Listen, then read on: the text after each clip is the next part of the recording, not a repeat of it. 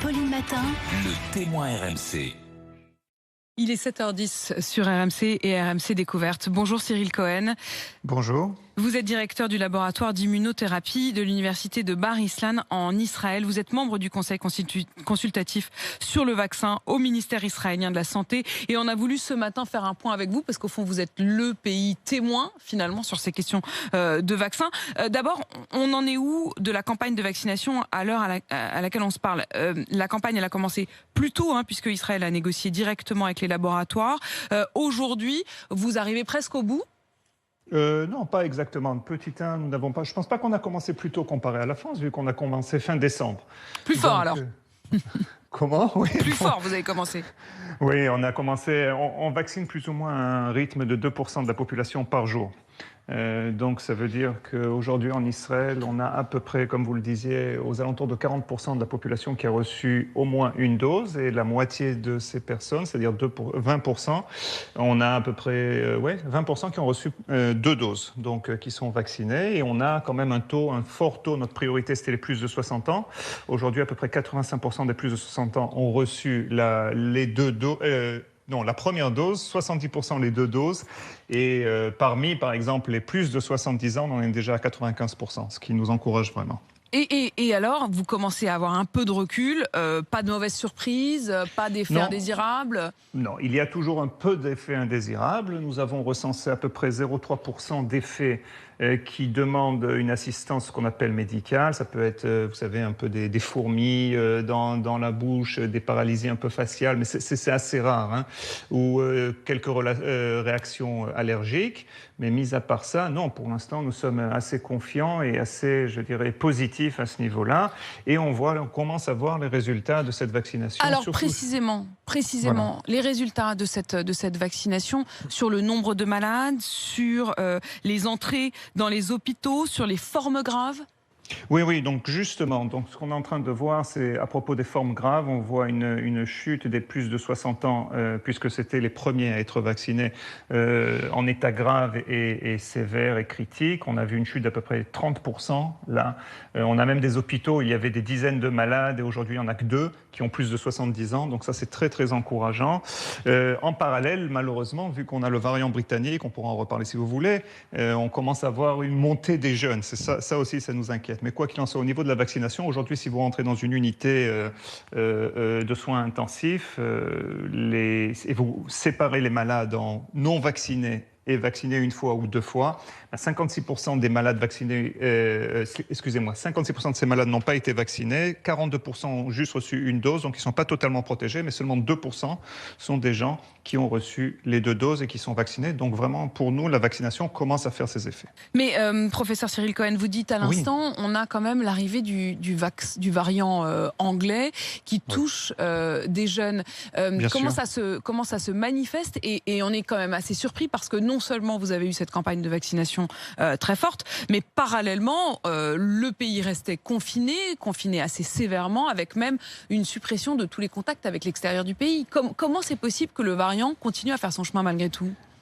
Petit 1, le variant est arrivé ici fin décembre. Et juste pour que vous compreniez un peu de quoi je parle, fin décembre, début janvier, il y avait peut-être quelques pourcents de contamination due à ce variant. Aujourd'hui, on parle de plus de 80%. Donc ce variant se propage très très rapidement. 80%, je voudrais qu'on soit très précis, ça veut dire 80% des nouvelles contaminations, des nouveaux cas positifs, le sont au variant anglais. Ça a quasiment pris l'intégralité de tous les cas de coronavirus qui se présentent. Ça domine, et c'est exactement ce qu'on a vu par exemple en Angleterre il y a au mois de décembre. On voit la même cinétique, et c'est pour ça qu'il ne faut pas le sous-estimer du tout, ce variant. Et petit 2, la population jeune n'a pas été vaccinée. Vous savez, on a juste commencé à ouvrir la vaccination pour ces populations il y a 2 jours. Donc ce sont des populations qui ne sont pas vaccinées.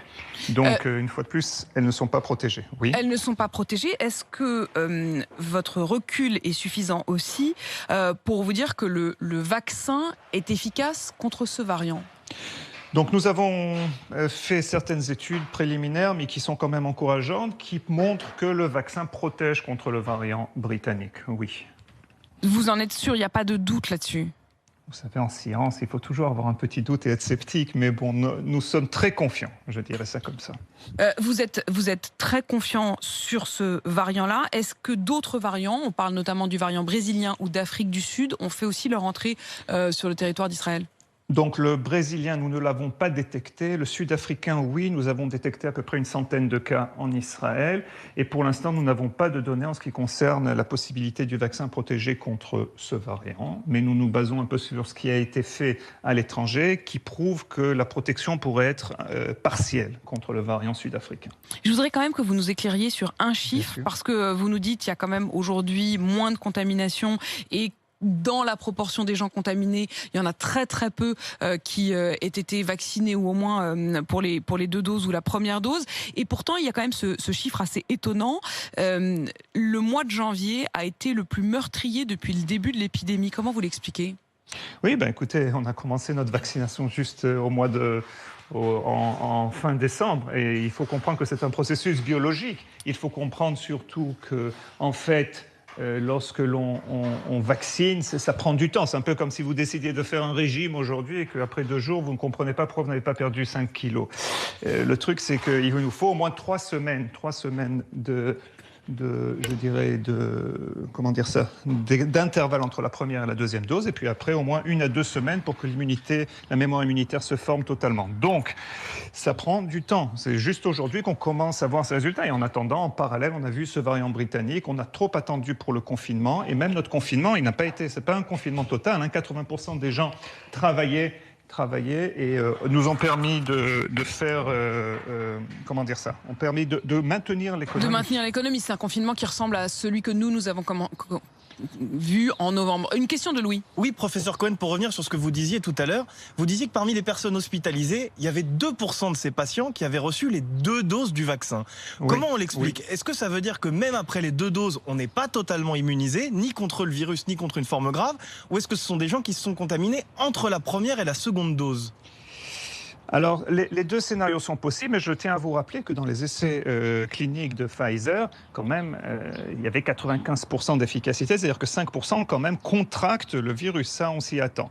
On a d'autres données, par exemple, là, c'est vraiment une enquête récente qui a été faite sur 400 000 personnes. C'est un type différent d'enquête qui nous prouve que sur 400 000 personnes vaccinées avec les 2 doses de plus de 60 ans, il y a eu seulement 250 malades contre un échantillon de la même taille qui n'a pas été vacciné, où là, il y avait à peu près 6 000 malades. Les bonnes nouvelles, c'est que la plupart de ces malades, les 250 malades, ont eu la Covid de manière assez légère. Donc nous pensons, une fois de plus, que le vaccin protège, le vaccin diminue les symptômes, mais ce n'est pas du 100%. Il protège. En biologie, c'est très rare. Il protège, il diminue les symptômes et il empêche de contracter les formes les plus graves. Merci beaucoup, professeur Cyril Cohen, d'avoir fait le point avec nous ce matin. Je rappelle que vous êtes membre du Conseil consultatif sur le vaccin au ministère israélien de la Santé. Israël qui, depuis hier, après 6 semaines de fermeture générale, commence à déconfiner. Il est 7h18 sur RMC. RMC, Apolline Matin. Apolline de Malherbe.